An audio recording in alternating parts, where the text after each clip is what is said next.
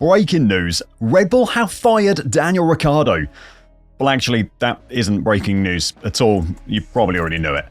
The fact you're watching this channel kind of tells me that you probably keep up with daily-ish F1 news, and if you're anything like me, there's probably always a couple of brain cells just thinking about Formula 1. For me personally, they're normally thinking about Toto Wolff smashing his headset, like the, monkey with the cymbals kind of thing. But that's just me. Anyway, how Red Bull handled the sacking of Formula 1's favourite driver was an utter disgrace, basically. And I don't say that lightly, I really mean it. It was an utter effing disgrace. And when you hear the full story behind it, and you understand just how much of a dumpster fire Red Bull made of this, then you're going to want to smash your headset just like Toto. Daniel Ricciardo isn't F1's greatest ever driver. That's just a fact. He's probably, I would say, never really going to make any list about the greatest seasons ever or the greatest races ever or anything particularly like that. But he's an F1 legend for another reason. I'm not saying Daniel Ricciardo wasn't a great F1 driver, because he was, but it's not that he's going to be remembered for. It's the impact he had on Formula 1 off the track that he's going to be remembered for. His personality made him so much more than just a fan favourite. His media appearances absolutely elevated the sport. They made Sky Sports 3 hours of pre-Grand Prix rubbish actually bearable at times. His antics created an entire ecosystem worth of F1 meme videos that I still watch on YouTube today because he's just a funny and charismatic and really easy to love guy, which is something Formula 1 doesn't have a lot of. He was genuinely one of the nicest people the sport has probably ever seen, and no one at all had a bad word to say about him. Over his 14 seasons in Formula 1, he has been a shining example to the other F1 drivers, and throughout that time, he's been an outstanding servant to the Red Bull team as well. I know he left for a little bit, but while he was at the team, he was incredible for them. His 7 race wins for them during a time when they weren't particularly good, or at least not on the level they are at the moment, was an outstanding return. And during that time, the amount of positive publicity and they just loved him over there. When he left Red Bull for Renault, Christian Horner was heartbroken as, it seemed like he loved Daniel more than he loved Jerry. Sure, as a driver, certainly Daniel did have some hard times. Not so much at Renault, but certainly at McLaren. But Red Bull, and very specifically Christian Horner, decided that having Daniel back was a huge advantage for the team because of how much they loved him. As I said, he was a great media piece for the team. He looked incredible in front of the camera, and whenever there was, something where drivers had to talk, he was just the perfect guy for it.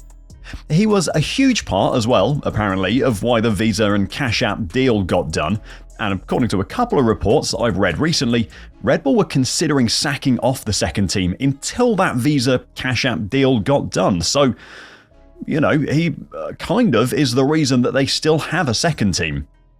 When Red Bull brought Daniel Ricciardo back, Christian Horner made it very clear that he thought Daniel Ricciardo was still an incredible driver, and he basically said that it's McLaren's fault that he drove pretty terribly for a couple of years. They really bigged him up and said, we know he's still the incredible driver he was all those years ago for us, and, we've seen him in the simulator, and we've seen the laps he's done, and we think he's still got it. They really, really bigged him up to be Checo's replacement. Now, obviously, that never really happened. Daniel never did re-find that Red Bull form, and when Checo struggled, it was probably never the right decision to put Daniel in for Sergio Perez. He did fine at VCARB, but he certainly didn't set the world on fire. I think that's pretty fair to say. I'm not particularly upset about the fact that Red Bull decided to replace Daniel with Liam Lawson, or that they never replaced Checo with him either. I think both of those were pretty reasonable decisions to make. I know you could probably argue it another way, but they are reasonable decisions to make. And after all, they own the team, not me, so what I think of their driver choices actually has absolutely no meaning whatsoever. But it's the manner in which they got rid of Daniel that is utterly disgraceful and really disgusted me. So normally what happens when an F1 driver's career is coming to an end, we know something about it. Maybe it's because their contract is running out and no one wants to re-sign them. Like Kevin Magnussen this year. We probably know that this is going to be K-Mag's last year in Formula 1. And when it comes to the end of the season, they can do a couple of nice pieces. Sky can put a montage together. Everyone will say, he was incredibly aggressive, but we loved him for it kind of thing. They can do that whole spiel. Or a driver announces that they don't want to re-sign for another season, like Sebastian Vettel did in 2022. And again, we get all the nice montages and everyone says nice things and, all the people that hated them as a driver back then can forget about that and pretend that they loved them all along. It's great. Everyone's happy, fake smiles, it's all good. But either way, we know it's coming and we can celebrate their achievements and say goodbye or whatever it is that people want to do. I guess in Nikita Mazepin's case it was celebrate, but most of the time it's, congratulations, you've done well, we're sorry, we'll see you again sometime. And that's great. These people have dedicated their lives to Formula 1, and they've dedicated their lives to competing at the top level of motorsport. And really, no matter how good they were when they were in Formula 1, the amount of work that they put in deserves applauding and celebrating. Again, most of the time, I'm not expecting anyone to celebrate Nikita Mazepin. But you get the point. Even, Zhou Guanyu or Logan Sargent or Nicholas Latifi. They've all put the work in. And while none of them have really made an impact in Formula 1 in recent years, they certainly deserve to be applauded for getting there because at that time they were still one of the best race car drivers in the world. Now, Daniel specifically isn't Logan Sargent, he's not Nicholas Latifi, he's not Zhou Guanyu, he's not Mick Schumacher. Daniel is an 8-time race winner and a driver who is universally loved by everyone. Maybe he's on track fighting your favourite driver and you've got a couple of bad things to say about him, but off the track, he's absolutely universally loved. That's just how it is. Everyone loves him. So when it was time for Daniel's final race, he deserved that send-off. He deserved that montage. He deserved Sky Sports to dedicate half an hour where, 4 people talk in front of a camera about how much they love Daniel and they show clips of him dive bombing people like he used to back in the old days. Daniel absolutely deserved that. But Red Bull denied him that opportunity. And it's not just that they denied him that opportunity. There weren't any donuts at the finish line. There wasn't an outpouring of emotion over the team radio or anything like that. Everyone didn't come round him at the end while they were waiting to get weighed and kind of shake his hand and say congratulations and give him hugs. The team didn't get to give him a big hug or anything like that. None of that happened. Red Bull, apparently, according to Christian Horner, absolutely loved him and thought he was amazing.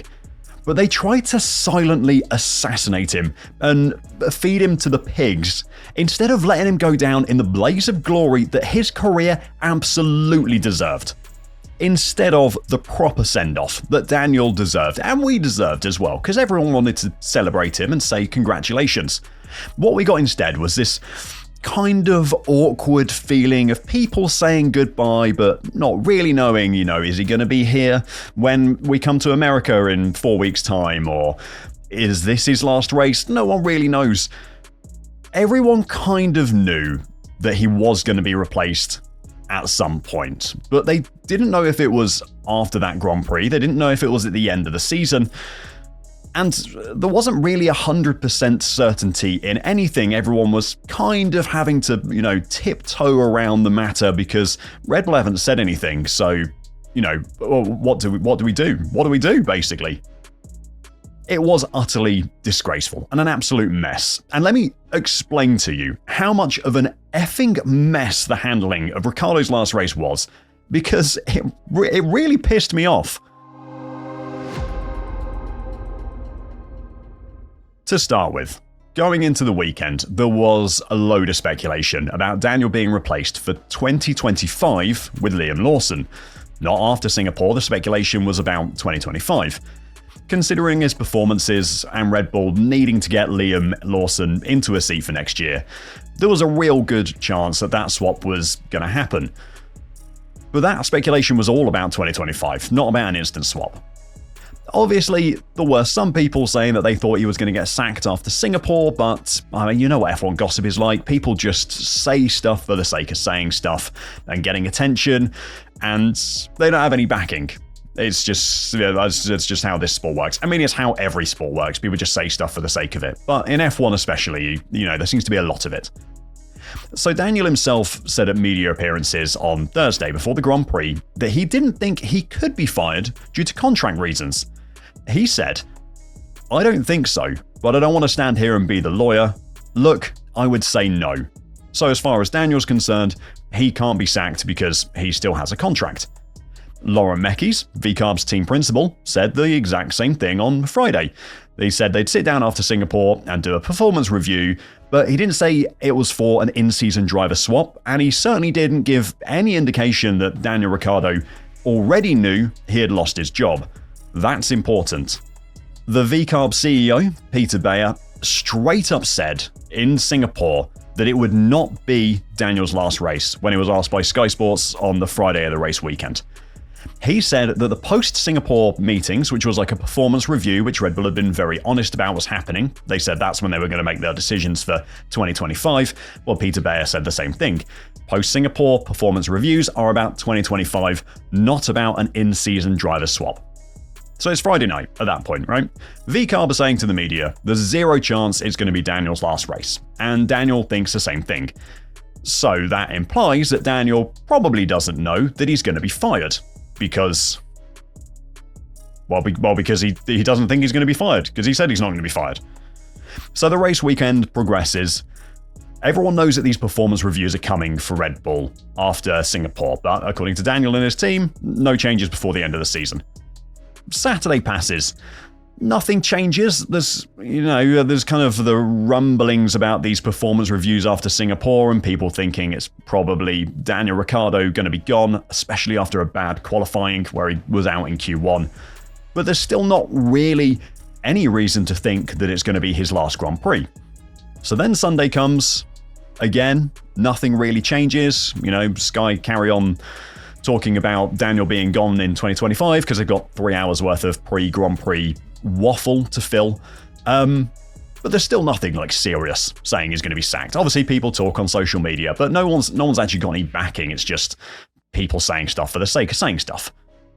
And even during the Grand Prix, there wasn't really any clear indication that it was going to be Daniel's last race. Now, he did win the Driver of the Day vote, but I think that was more because people thought that after Singapore, it was going to be announced that Daniel was going to be replaced for 2025. And like I said, universally loved driver. People want to support him and kind of show their appreciation for him, and that's a great way of doing that. Then there was the fastest lap, which Red Bull claimed was the perfect send-off for Daniel after he'd already done it and been sacked. But that fastest lap could just as easily been a way to get a point off Lando Norris, and they've used the sacking of Daniel Ricciardo as a way to cover up the fact that they've actually used their second team to take a point off McLaren. I wouldn't be surprised by that at all.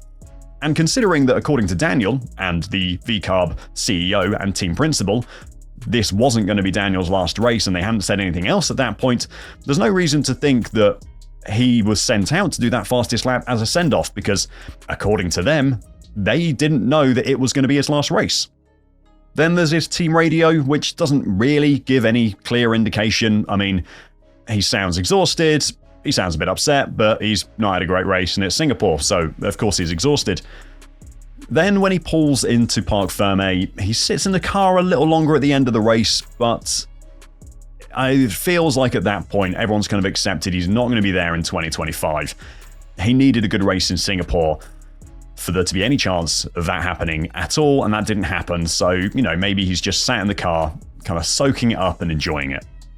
And of course, again, at this point, VCARB and Daniel are still saying this isn't his final race. Or at least that's what they were saying publicly at that point. So the race finishes. Daniel heads to the media pen. He looks absolutely effing wrecked. But that's pretty normal for Singapore, because it's Singapore, it's horrible. He gives some interviews and sounds a bit rough, but again, the Singapore effect. He gets asked by Lawrence Barretto about sitting in the car at the end, but Daniel just says he's exhausted, again because it's Singapore. He does say in that interview, "I'm aware it could be it," which implies that maybe he knows that something could happen, but it's hardly a confirmation of his imminent firing. It's okay, I know I've not performed very well, maybe I turn up to this performance review meeting and they tell me, thank you very much, Daniel, but we're going to replace you. But certainly that doesn't say to me, oh yes, I know this is going to be my last race. In that interview, he looks upset, but he knows that his career might be over and there's still nothing concrete to say that it's finished. And I know it looks upset, but again, it's Singapore. All the drivers look like they've been crying for 3 hours after the race because it's just so physically exhausting for them. So after Daniel's finished with this interview with Sky and he kind of, goes back to VCARB and gets a chance to have a shower and kind of, do post-race stuff, things start happening in the paddock. People start posting, goodbye photos of them hugging Daniel, saying, how much they love him and how great a guy is. There's a photo of a guard of honor outside the VCARB hospitality suite that was for Daniel as well, apparently. It quite quickly becomes clear that Daniel isn't going to be racing for VCARB anymore, but that isn't because the team or Red Bull have said anything, and even, Daniel hasn't said anything publicly, at least. And a lot of the posts kind of about Daniel don't really say anything about him being imminently fired either. I think people just kind of got this feeling that something was going on. So Daniel stays late at the paddock. He's soaking it all in. He's giving his farewells to literally anyone who will speak to him. The guy, clearly something is happening, but certainly as an outsider, someone who's not in the paddock, I don't really know anything apart from a couple of Instagram posts about people being like, oh, you're great. So for the vast majority of fans, we have no idea what's going on apart from the fact that people are saying goodbye to Daniel. All of this obviously ends up online. People kind of put two and two together. They realize, people who are close to Daniel are kind of saying how much they love him. People like Kim Illman who are posting about it being Daniel's last race and things. But Monday comes and everyone's then kind of just waiting for the announcement from Red Bull. We all know at that point that he isn't racing for Red Bull ever again. But Red Bull say nothing. So then Tuesday comes around, nothing again. It's now 2 whole days that we've kind of known Daniel's not going to be driving for the team anymore. Red Bull haven't said anything. Wednesday? No, nothing again. Red Bull wait till effing Thursday to release an official statement. And it's not like they put out some really heartfelt, lovely video to say goodbye and thank you. No, the news is broken via the F1 Twitter account with one of those breaking images that they always release when anything happens. So it's not even Red Bull who announced that he's quit. It's F1 with basically no context at all, just saying that he's not going to be racing, that they've got rid of him. I just don't understand. Why the hell did they wait 4 days to confirm something that everyone already knew was happening? And why could they not have done it themselves? Why has the F1 Twitter account been the first people to actually officially break this? It's just madness. And then it's Red Bull's response to this whole thing that really pissed me off. So as the dust settled on this whole affair, Christian Horner and Helmut Marko both tried to claim that Daniel knew in advance of the race that it was going to be his last. Helmut Marko even had the gall to write in his Speed Week column that Daniel was informed in good time and was at peace with his decision, quote unquote. But that doesn't match up at all with anything that Daniel or VCARB were saying. So Lawrence Barretto wrote for F1 that he had heard from high-level sources at Red Bull that Daniel had been told at the previous race before Singapore in Baku. However, Craig Slater told Sky that Daniel had told him that he learned he was being fired after the race in Singapore during a meeting with Christian Horner. It's just an utter mess of confusing and conflicting stories. Personally, if Daniel himself is saying he only found out after the race, then I'm pretty inclined to believe him because Red Bull have every reason to lie. They're just trying to cover their backs by saying he knew beforehand because they've seen the damage that the the crap show that was the Singapore Grand Prix for them has done to their reputation, because the handling of this has been terrible and people are angry. And what's even more ridiculous about this whole thing is an interview with Liam Lawson, which was released by New Zealand's News Talk on the day that Red Bull officially fired Daniel, so on that Thursday. In that interview, Lawson said that he'd known for 2 weeks that it was going to happen. So Liam Lawson knows. Christian Horner and Helmut Marko know as well, apparently, but no one seems to have told VCARB or the guy who's getting sacked that it's going to happen. So to quickly summarise, Red Bull knew they were going to fire Daniel at least 2 weeks before the Singapore Grand Prix, but they decided not to tell him or anyone else. And the VCARB management must have known it was happening. I mean, I just can't believe that they didn't for a second. So they're part of this cover-up, denying that Daniel's getting the sack all weekend and not telling Daniel. By the sounds of things, basically everyone in the Red Bull organization knew that Singapore was going to be his last race. So why the F couldn't they just tell him, tell everyone else, and give him the send-off he deserves? I mean, the guy's won 7 races for them. He's been in F1 for 14 years or something. Just let people know so they can say thank you if you know you're going to sack him already. I just cannot understand the not saying anything. And what's even stupider is that it just makes absolutely no sense for Red Bull the way they went about this. By denying Daniel this send-off, all they've done is make themselves look like a bunch of dicks, basically. They could have made it a big thing. There could have been lots of nice interviews. They could have done something special for him. They could have done so many, and Christian Horner could have given some lovely interview, and instead, he just looks like a prick because they've decided to cover up the entire thing. They wanted to make it public during this 3-weekend break, so it could look like it had been a tough decision that they'd made during a performance review meeting. That's probably what I think they were aiming at doing. I don't expect a lot of integrity from Red Bull at the best of times, and to be fair to Red Bull, that's probably true of most Formula 1 teams. They're going to do shady stuff to get things to work out how they want. But is a decent send-off for one of the best ever drivers too much to ask? Like, people would have understood if they just said we're replacing him with Liam Lawson for the last 6 races because he's not done a good enough job. Like, that's absolutely fine. They could have done that. I don't think anyone... people would have had an issue. I won't say no one would have had an issue. The Daniel Ricciardo fans would have probably kicked off on Twitter or something, but it would have been forgotten so quickly. But instead, they just made it an absolute farce. And actually, you know what? Thinking about it, it's not even Red Bull's behaviour that has pissed me off the most. It's how crap this whole thing is for Daniel. He had to sit through his final Grand Prix weekend with everyone speculating whether he was going to get the sack or if he was going to get the sack at the end of the season.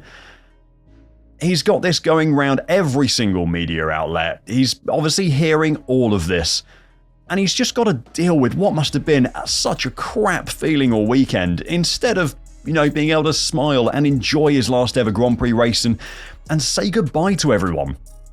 Instead of treating him with even a shred of respect, they just tossed him off like he was an academy driver without a second thought. But he wasn't. He was one of Red Bull's best ever drivers. Like I said at the start, and no, he wasn't the best driver the sport had ever seen. He's not going to go down as one of the legendary greats. But surely, he deserved a little more respect than what Red Bull have shown him. And for Red Bull, it's just a complete lose-lose. Like, everyone would have understood if they sack him, but now they just look like absolute arseholes. They could have given him the goodbye he deserved, and instead, they just turned every single F1 fan against them by firstly covering up that they were going to sack him, then waiting 4 days after everyone already knew that they were going to sack him to actually do anything. And when they did say they were going to do it, they just kept it quiet instead of making a big deal out of a driver that deserved being made a big deal out of. I know that Red Bull have had a reputation at times for being ruthless, but to treat a driver who has given them so much over the years is utterly disgraceful. And I desperately hope that Christian Horner just gets the absolute grilling of a lifetime in Austin. I hope the media utterly pound him. I hope it's worse than when they broke the budget cap, because the decision making that went on in this whole incident is just appalling, and someone needs to hold them accountable for it, because Daniel deserved so much better. Personally, I've lost any shred of respect that I could have had for the Red Bull team in this one incident, and Daniel just deserved better.